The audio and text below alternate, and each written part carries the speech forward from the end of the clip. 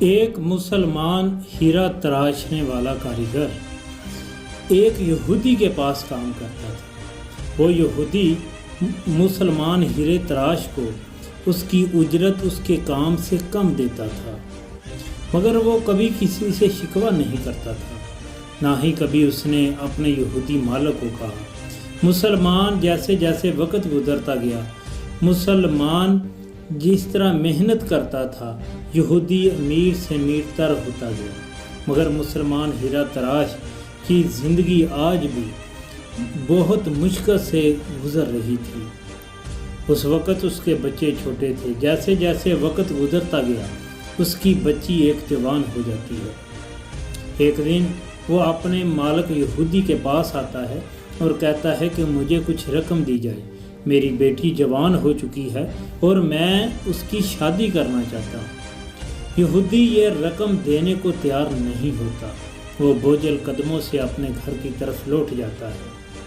پھر صبح جب وہ آتا ہے تو اس کے ہاتھ میں ایک تھیلی ہوتی ہے جس کے اندر بہت قیمتی ہیرا ہوتا ہے۔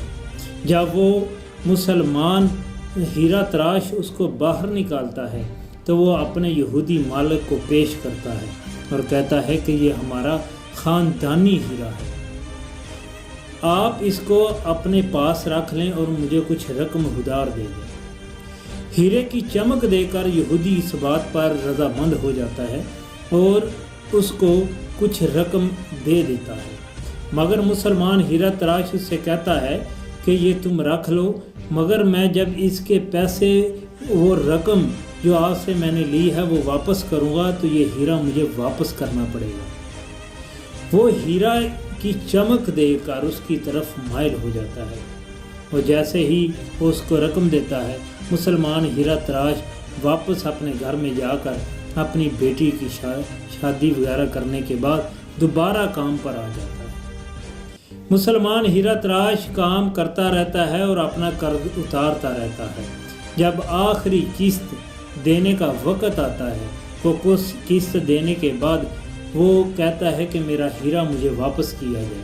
وہ یہودی اس کو وہ ہیرا واپس کرتا ہے۔ اس سے پہلے اس کو وہ سیل کرنے کی، فروخت کرنے کی کوشش بھی کرتا ہے، مگر مسلمان ہیرا تراش اسے کہتا ہے کہ یہ ہمارا خاندانی ہیرا ہے، یہ تمہارے سے میری ڈیل ہوئی تھی، تم اس کو فروخت نہیں کر سکتے۔ کئی مرتبہ وہ کوشش کرتا ہے مگر مسلمان اس کو فروخت نہیں ہونے دیتا۔ آخری قسط دینے کے بعد جب وہ اپنا ہیرے کی ڈیمانڈ کرتا ہے تو وہ یہودی مالک مسلمان کو وہ ہیرا دیتا ہے تو مسلمان ہیرا تراش اس کے سامنے ایک کٹورے کے اندر پانی لے کر اس کے اندر وہ ہیرا ڈھال دیتا ہے۔ دیکھتے ہی دیکھتے وہ ہیرا پانی کے اندر گھل جاتا ہے۔ یہ منظر دیکھ کر یہودی مالک بڑا حیران ہوتا ہے۔ پھر مسلمان ہیرا تراش اس کو کہتا ہے، اے میرے مالک، اے یہودی مالک کو کہتا ہے کہ دیکھ، یہ ہیرا میں نے اپنی کاریگری سے بنایا تھا، یہ مصری تھی، اس کو میں نے اس طرح تراشا، اس کے اندر اس طرح چمک لے کے آیا کہ تم بھی دھوکہ کھا گئے۔ میں چاہتا تو یہ تمہارا کام چھوڑ کر اسی وقت بھاگ سکتا تھا، مگر میں مسلمان ہوں، مسلمان کبھی دھوکہ نہیں کرتا۔ ہاں، میرا طریقہ کار غلط تھا، میں نے تم سے دھوکہ دے کر مصری کو ہیرا بنا کر پیش کیا اور تجھ سے رقم وصول کی، مگر اس سے پہلے میں نے وہ تم سے رقم مانگی تھی مگر تم نے خود ہی انکار کیا، اس کی وجہ سے مجبوراً مجھے یہ کام کرنا پڑا، ورنہ مسلمان کسی سے دھوکہ نہیں کرتا اور نہ ہی وہ دغا بازی کرتا ہے۔ میں چاہتا تو بھاگ سکتا تھا، میرا نہ بھاگنا یہ ظاہر کرتا ہے کہ میری نیت صاف تھی، مگر یاد رکھ اب میں تمہارے پاس کام نہیں کر سکتا۔ وہ مسلمان ہیرا تراش یہ بات کہہ کر یہودی کو پریشانی کی حالت میں چھوڑ کر چلا جاتا ہے۔